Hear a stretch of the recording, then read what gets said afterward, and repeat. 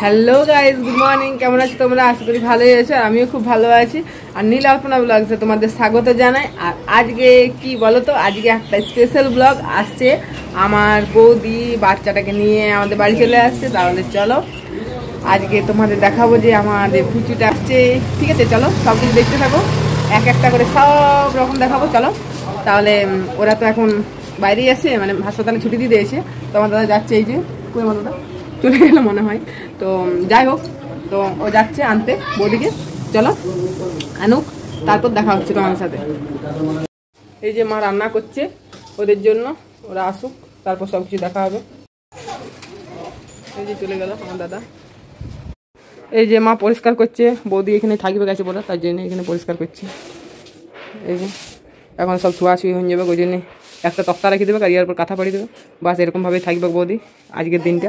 তারপর কালকে পাঁচুটা, কালকে মানে রবিবার পাঁচুটা হওয়ার পরে সব ছুটি পাবে। তার জন্যে এখন দুদিনের জন্য এখানে থাকতে হবে, কোনো করার নাই। সে বাঙালির একটা ছোঁয়াছুঁয়ির ব্যাপার আছে, ওই জন্য কোনো করার নেই, এখানেই করতে হবে। তো চলো তারপর আরও দেখাচ্ছি কী কী করতে হয় না করতে হয়। এই যে আমি কাঁথাটা একটু রোদে দিয়ে দিয়েছি সাইকেলের উপরে। ছাদে এখন দিতে গেলে এখন টাইম লাগবে নামাইতে, তার জন্য আমি ছাদে দিই নেই।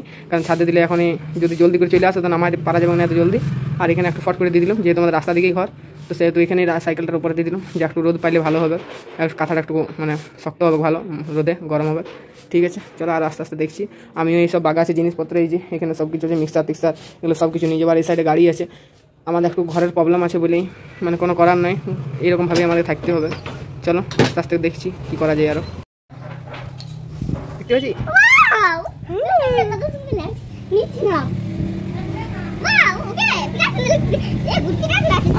সাইকেলটা দিকে আছে।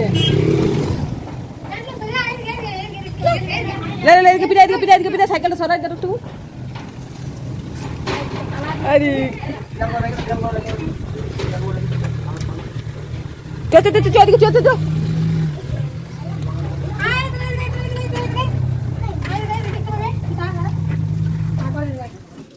কোন দুয়ারে আসবে, কোন দুয়ারে আসবে? এদিকে না এদিকে আসবে।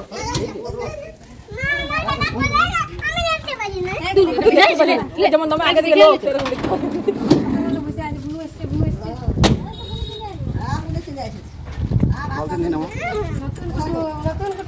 পুচু চলে এলো আমাদের।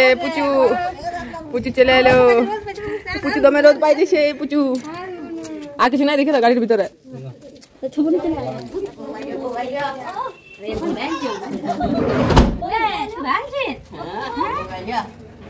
আর পুচু চলে এলো নুনু।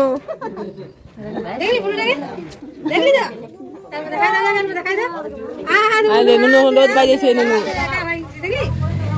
এই যে পুচু তাহলে আমাদের বাড়িতে চলে এলো। আর এবারে পুচুকে সারাদিন দেখতে পাবো। হাসপাতালে তো দেখতেই পাচ্ছিলাম না, কারণ সবাইকে সবসময় ঢুকতে দিচ্ছিল না, ওই জন্য দেখতে পাচ্ছিলাম না সবসময়। যে মানে বাচ্চার কাছে মানে পেশেন্টের কাছে দুজনের বেশি, 3জন 4জন থাকতে দেবে না, ওই জন্য থাকতে পারিনি হাসপাতালে। এখন তো পুচু বাড়িতে চলে এসছে। আর এখন যে অনেক নিয়ম কানুন আছে, তো ওইগুলো হচ্ছে মানে একটা জানোই তোমরা যে বাঙালিদের একটা ছোঁয়াছুঁয়ির ব্যাপার থাকে। তো এখন যতক্ষণ না 21 না হলে পাঁচুটা যতক্ষণ না ফিরায় ততক্ষণ বাচ্চাটাকে ছুতে দেবে না। তো এই যে এখন বৌদি আর বৌদির মা আছে, আর ওরা এখন ড্রেস মানে ছেড়ে দেবে, সব কিছু জামাকাপড় ছেড়ে, আর তারপরেই ছুতে দেবে সব কিছু। তো আমাদের একটু বাড়িটার প্রবলেম আছে, ওই জন্য তোমাদের তো আগেই বললাম যে আমাদের বাড়ি একটু ঘরের প্রবলেম আছে।